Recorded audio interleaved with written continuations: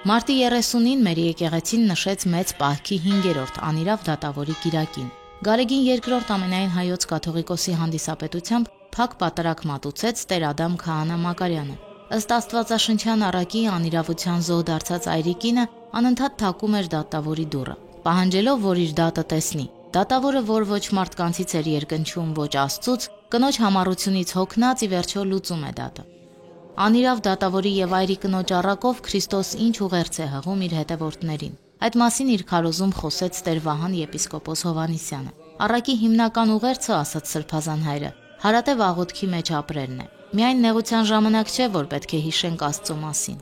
Անկեղծ եւ անձանձրույթ աղոթքը պաշտպանում է հավատացյալին, օգնում է հեռու մնալ փորձություններից, ասաց Վահան Սրբազանը։ Դատավորի կիրակին ոչ միայն մշտապես աղոթելու, այլև ձեռնարկած գործը ավարտին հասցնելու պատգամ է։ Պահքի կիրակիներին մարդաշատ է Սուրբ Էջմիածինը։ Շատերն են մասնակցում պատարագին եւ ձգտում մաքուր սրտով ու անկեղծ հավատով արժանի դառնալ Քրիստոսի հրաշափառ հարության խորհրդին։ Երբ որ գիտակցական աշխարհդ այնքան արդեն մեծանում է, որ դու հասկանում ես, որ առանց Աստծո անգամ մի տերև չի կարող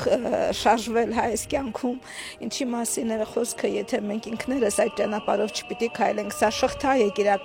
այս մեծ պահքի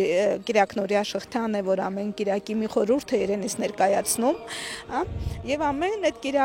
կիրակի օրվա խորհուրդը յուրաքանչյուրից մեկ անգամ եւս տալիս է հնարավորություն վերանայել հասկանալու ավելի խորը եւ գիտակից վերաբերվելու հարցերին։ Սա իմ առաջի պահքն է այս տարիների ընթացքում եւ ես շատ ուրախ եմ, որ կարողանում եմ իմ չափով լինել պահքի մեջ եւ անել դա իմ Աստծո համար, քանի որ նա նույնպես 40 օր չարչարանքների մեջ էր, փորձում ենք մենք էլ նրա համար անել սա եւ կարելի ասել լինել մի փոքր աշխարհիկ կյանքից հեռու, լինել հոգեվոր կյանքում եւ մաքրվել։